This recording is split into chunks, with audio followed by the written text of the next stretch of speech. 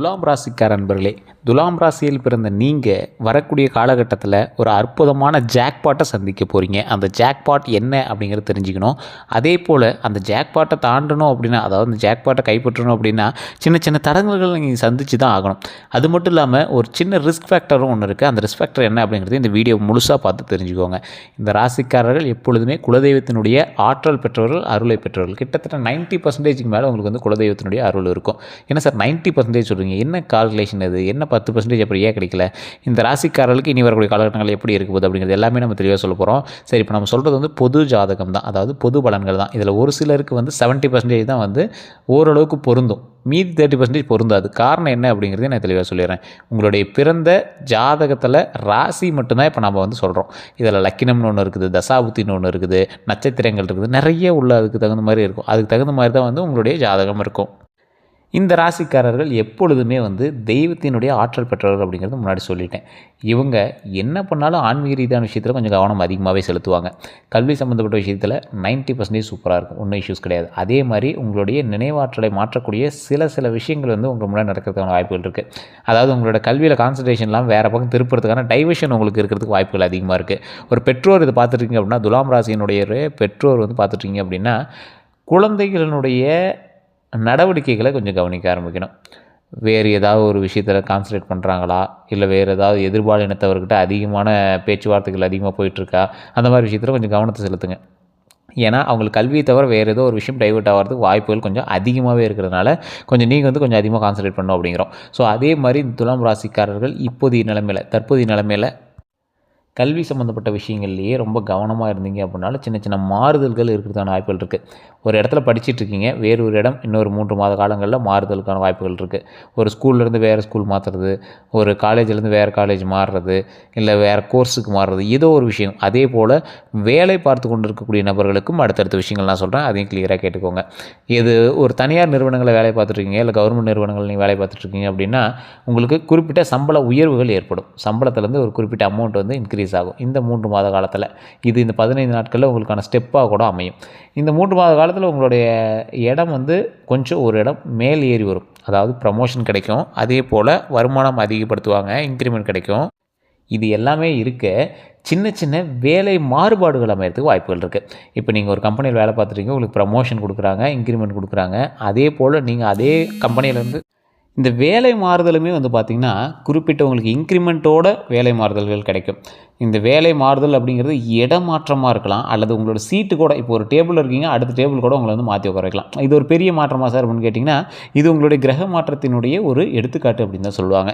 அதே போல் வண்டி வாகனங்கள் மாற்றுவதற்கான ஒரு காலகட்டம், வண்டி வாகனங்கள் இணைவதற்கான ஒரு காலகட்டம், நிலபலன்கள் இணைவதற்கான ஒரு காலகட்டம். ஒரு உயரமான இடத்துல ஒரு லேண்ட் வாங்குவீங்க, அதே மாதிரி கொஞ்சம் ஒரு புது இடம், இந்த இடத்துக்கு நம்ம என்ன போனதே இல்லை, அந்த இடத்துல நம்ம வந்து வாங்கியிருக்கோம் அப்படிங்கிற மாதிரி ஒரு இடத்த வந்து நீங்கள் சூஸ் பண்ணுவீங்க வாங்குறதுக்கு. ஸோ இந்த மாதிரி நல்ல விஷயங்கள் அமையுதுங்க, ஒன்றும் பிரச்சனைலாம் கிடையாது. ஆனால் நீங்கள் சில விஷயத்தில் கொஞ்சம் எச்சரிக்கையாக வரணும். உங்கள் மேலே திருஷ்டிகள் அதிகமாக இருக்குது, தேவையில்லாத பக்கத்து கிட்ட சண்டையெல்லாம் இருக்கிறதுக்கான வாய்ப்புகள் அதிகமாக இருக்குது. பக்கத்தில் இருக்கிறவங்கிட்ட ஒரு என்ன காரணமே தெரியாத எங்கெல்லாம் தேவையில்லாமல் இஷ்யூஸாக இருக்கும், சண்டை போட்டுட்டு இருந்திருப்பீங்க. அந்த மாதிரி சில விஷயங்கள்லாம் உங்களுக்கு இருக்கிறதுக்கு வாய்ப்புகள் கொஞ்சம் அதிகம். அதெல்லாம் கொஞ்சம் ஸ்கிப் பண்ணிக்கோங்க. அதே மாதிரி கந்திஷ்டிகள் இருக்கிறது வாய்ப்புகள் அதிகம். உங்களுக்கு எந்த அளவுக்கு கந்திஷ்டி இருக்குது அப்படின்னா, உங்களுடைய வளர்ச்சியை கண்டு பொங்குவதற்கு பெரிய வளர்ச்சி மாதிரி உங்களுக்கு தெரிஞ்சிருக்காது. ஆனால் அதுக்கே ஒவ்வொருத்தர் ரொம்ப பார்க்குறான் சார், ஒரு மாதிரி பார்க்குறான் சார், அது ஒரு மாதிரி மனசு உறுத்தலாக இருக்குது சார் அப்படிங்கிற மாதிரிலாம் உங்களுக்கு வந்து தோணும். ஸோ அந்தளவுக்கு வந்து இங்கே கந்திஷ்டி வைக்கிறதுக்கான வாய்ப்புகள் அதிகமாக இருக்குது. ஸோ அந்த விஷயத்தில் கொஞ்சம் கவனமாக இருங்க அப்படின்னு தான் நம்ம இந்த வீடியோவில் சொல்கிறோம். இந்த ராசிக்காரர்கள் இன்னொரு விஷயத்தையும் மைண்டில் நல்லா வச்சுக்கோங்க. உங்களுக்கு எல்லாமே ஓரளவுக்கு பரவாயில்ல தான், இருந்தாலும் ரொம்ப கவனமாக இருக்க வேண்டியது உடல் ஆரோக்கியத்தில். உடல் ஆரோக்கியம் சம்மந்தப்பட்ட விஷயத்தில் ரொம்பவே கவனமாக இருக்கணும். வயிறு சம்மந்தப்பட்ட விஷயங்கள் ரொம்ப ரொம்ப ரொம்ப ரொம்ப கவனமாக இருக்கணும். அதாவது கழுத்துலேருந்து இடுப்பு வரைக்கும். ஸோ ஒரு வயிறு சம்மந்தப்பட்ட விஷயங்கள் எதுவாக வேணாலும் இருக்கலாம், ஆண்களாக இருந்தாலும் சரி, பெண்களாக இருந்தாலும் சரி, எதுவாக வேணாலும் இருக்கலாம். அதை கொஞ்சம் கவனமாக பார்த்துக்கோங்க. லைட்டாக உங்களுக்கு வந்து டைஜஷன் சம்மந்தப்பட்ட விஷயங்களாக இருந்தது அப்படின்னா அதை கொஞ்சம் எச்சரிக்கையாக பார்த்துக்கணும். அல்சர் சம்மந்தப்பட்ட விஷயங்களாக இருந்தாலும் எச்சரிக்கையாக பார்த்துக்கணும்.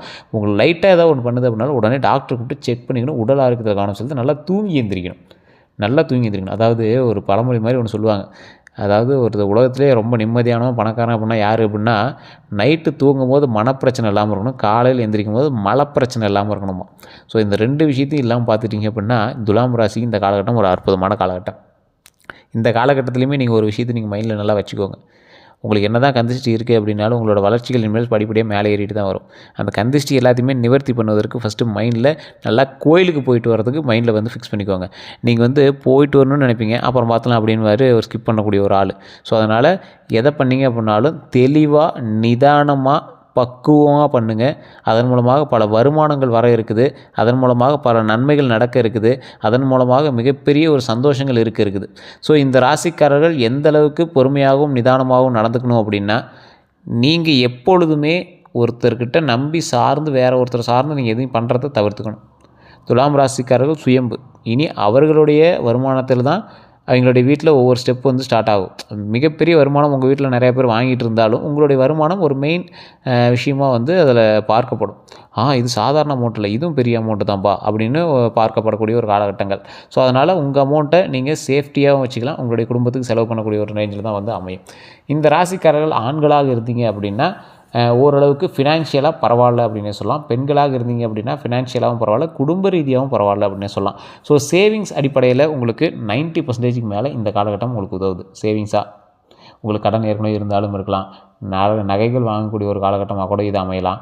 அதே போல் உங்களுக்கு இன்னொரு ஒரு ப்ளஸ் பாயிண்ட்டு ஒன்று இருக்குது. என்ன ப்ளஸ் பாயிண்ட்டு அப்படின்னா, சேவிங்ஸாக நீங்கள் ஒரு பக்கம் சேர்த்து வச்சிங்க அப்படின்னாலும் ஒரு பக்கம் இப்போ நீங்கள் சேவிங்ஸாக சேர்த்து வைக்கிறீங்க, ஒரு பக்கம் உங்களுடைய கடன் வாங்கி கூட ஏதோ ஒரு லேண்ட் வாங்கியிருப்பீங்க, அந்த கடன் வந்து இப்போ நீங்கள் கட்டிகிட்டு இருப்பீங்க, அதுவுமே ஒரு வகையான சேவிங்ஸ் தான். ஸோ அந்தளவுக்கு உங்களுக்கு வந்து எல்லாம் ப்ராஃபிட்டான காலகட்டங்கள் தான் இனிமேல் ஏறும். ஸோ அதனால் தொழில் சார்ந்த விஷயங்கள், இப்போ நான் வந்து வேலை வைக்க ஆளுக்கு தானே சொல்லியிருந்தேன். ஸோ தொழில் சார்ந்த விஷயங்களுக்கு நான் சொல்கிறேன், அப்படியே நோட் பண்ணிக்கோங்க.